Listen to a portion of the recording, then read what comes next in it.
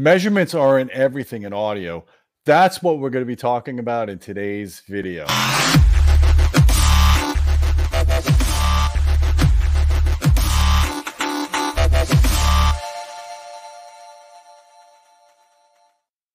Hey folks, I'm Gene Delasello with Audioholics. So today I just wanted to do a very informal video to see and gauge your interest on this topic. And if there's a good response, I might bring on some guests, subject matter experts in each area of audio componentry. We could talk more intelligently and more in-depthly on this topic. But I just wanted to clear the air. I know there's a lot of people on different forums that they look at the products that they're interested in and they look for an instant gratification number. Whether it's an amplifier, they look for SINAD, or loudspeaker, they look for the CTA 2034 measurements, or subwoofers, they do CEA 2010 measurements. The list goes on. Now, look, I am not anti-measurement at all. As you guys know, we put a lot of effort into accurately measuring component performance. I myself am an electrical engineer. I've got an audio precision APX 585, which is one of the industry's most accurate audio analyzers. James Larson takes loudspeakers outside, does his measurements to get the room out of the equation to get the most accurate measurements possible.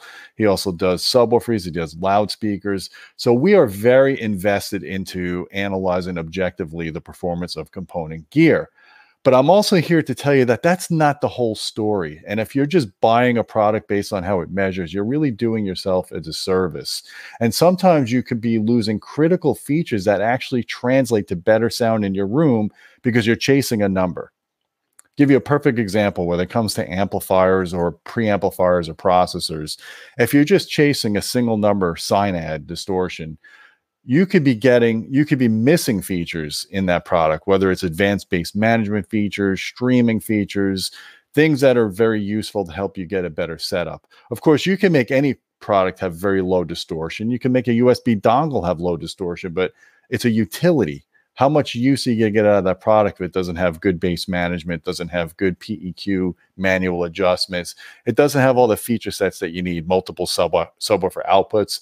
I'm going to be completely brand agnostic in this video. I'm not going to mention any names, but there was a particular processor that I reviewed a couple of years ago that had a higher distortion on its balanced outputs than its unbalanced outputs. Now, on a test bench, it looked not great. It didn't look horrible, but it didn't look great.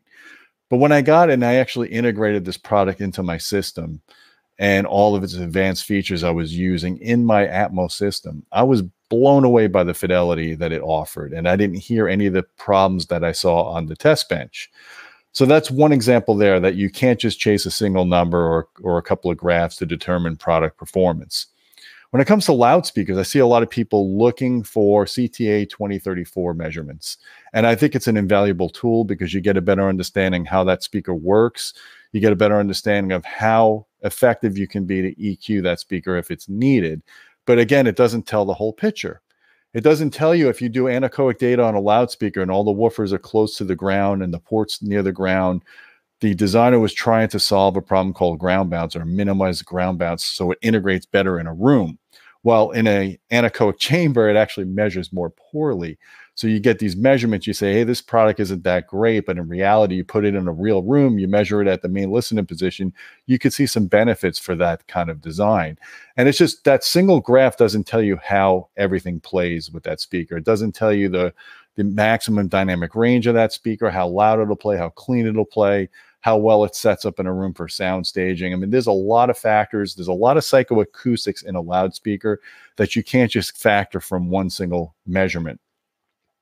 Case in point on subwoofers, I know we are the largest magazine in the industry that measures subwoofers. Nobody else measures more subwoofers than us.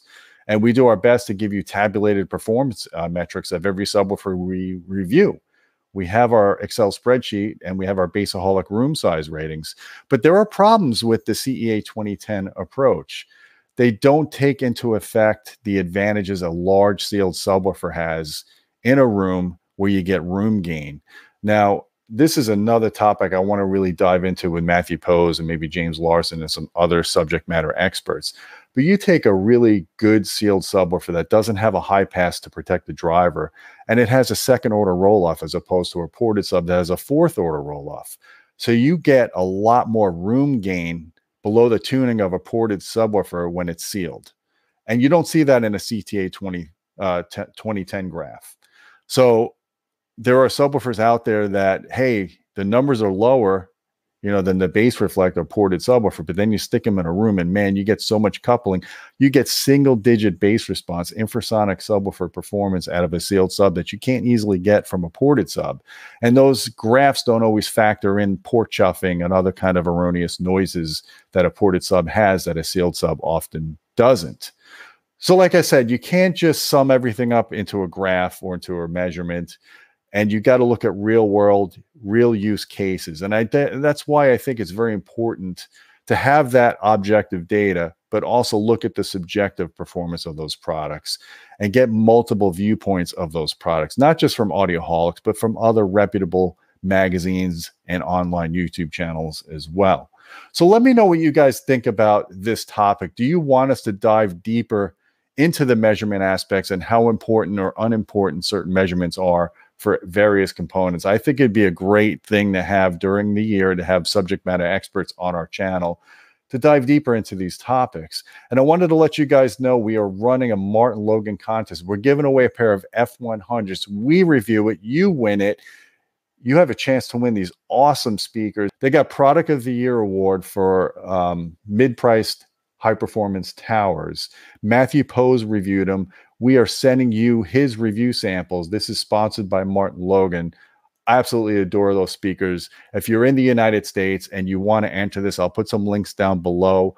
I just love giving back to the community. I'm very fortunate that we're able to do this, and I'm honored that MartinLogan is allowing this for the benefit of our readers and our followers. And guys, if you like this video, please hit the thumb up, hit subscribe.